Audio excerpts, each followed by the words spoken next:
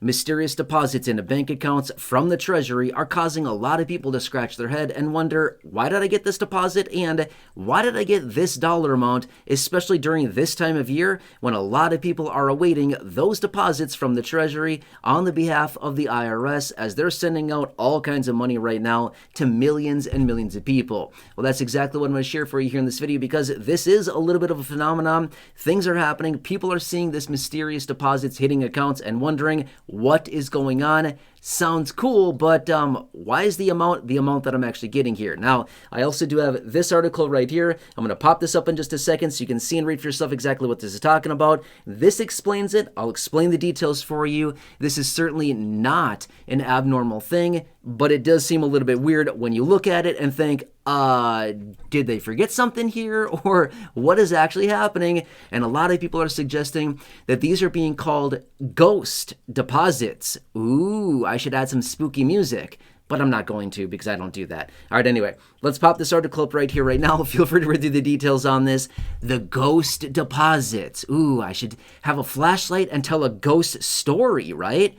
Again, I'm not going to do that either. All right, anyway, here's what it comes down to. So this is the time of year right now when people are awaiting these big old deposits to hit accounts from the Treasury on the behalf of the IRS because of tax refund payments.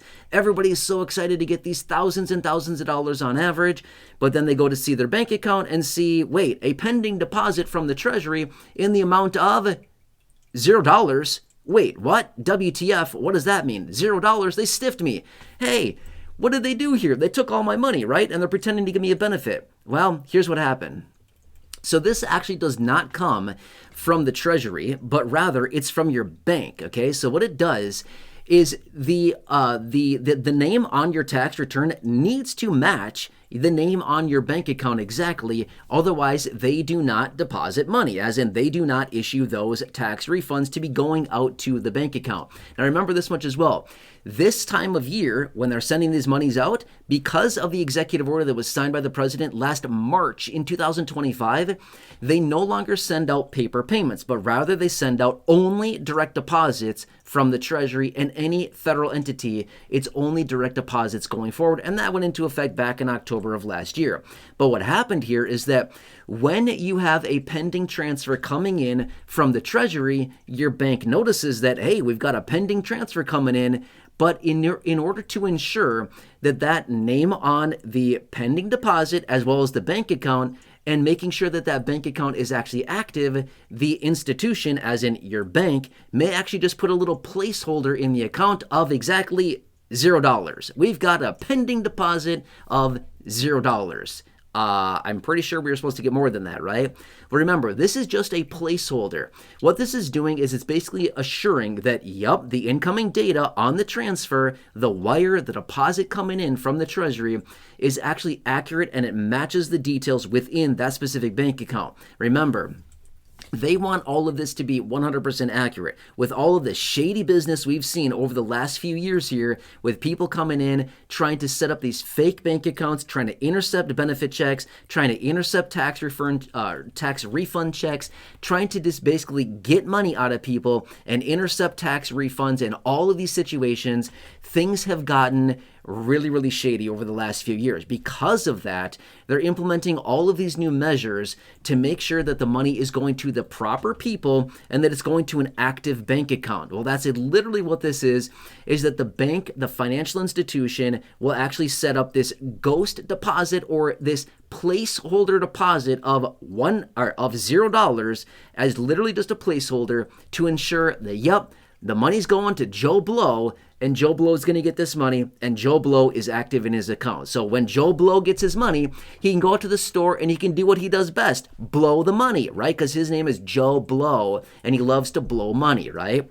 That's my example that I'm giving here, right? So if anybody's named Joe Blow, hey, sorry, but apparently I used your name as an example here. So sorry, this was not pointed to anybody in particular. I was just using Joe Blow as a quick little name here for my example. But you get my point here, okay?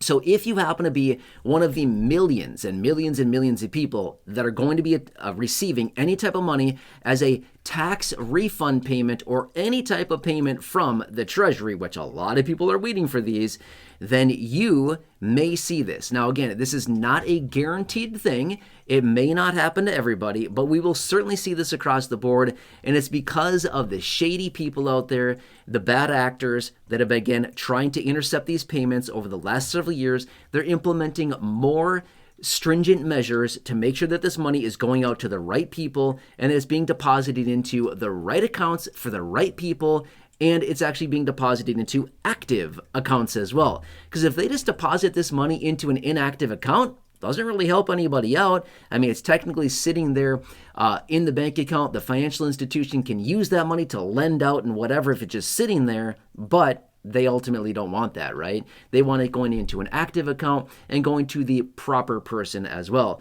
So if you hear anything about these ghost deposits, I mean, it sounds kind of cool, right? Sounds kind of cool, sounds kind of spooky, sounds like it should be a whole boatload of money because it's, you know, it's kind of ghosty and kind of scary.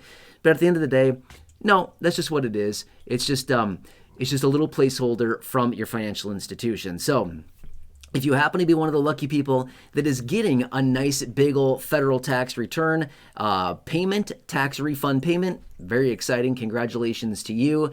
That's very, very cool. Certainly not going to be the case for everybody, but it will ultimately be the case for a lot of people, which, by the way, here, right about now, we should be starting to see some of those bigger payments rolling out because remember, the Treasury is not allowed to start sending out those refund payments for those individuals that filed and claimed the EITC until after February 15th. So anybody that has claimed the EITC, the Earned Income Tax Credit, which is a huge benefit for a lot of lower income people, you can get a lot of money with that. Which, by the way, this is not tax advice. This is not accounting advice. This is not professional advice in any way, shape, or form.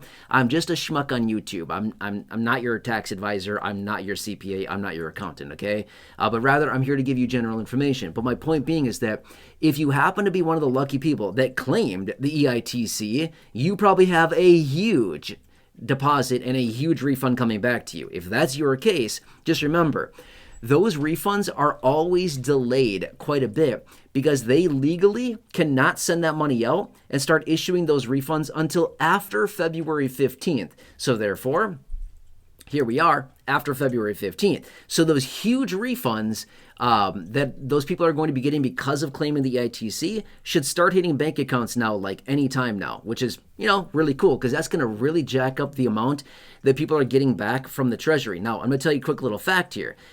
Within the first, 3 weeks or so of the tax filing season, which remember started back on January 26th, okay, it was a Monday, January 26th is when it started. So for the first 3 weeks or so that it was open, the average refund coming out was about $2,200. Not much, considering we heard so many times out of the administration that, hey, we're going to be sending out about $4,100. And for the first 3 weeks, the average refund was a little over $2,200. It's a far cry from $4,100.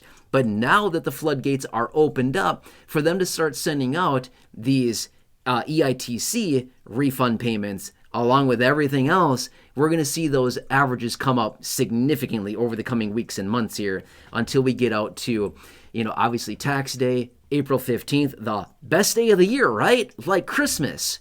It's like Christmas for the IRS, who's collecting all that money, but it's not the Christmas for everybody else who's paying all that money in, right? So anyway, just want to point this out for you really quickly. I hope this helps you out. As always, please subscribe if you're new here, 100% free. Big subscribe button down below.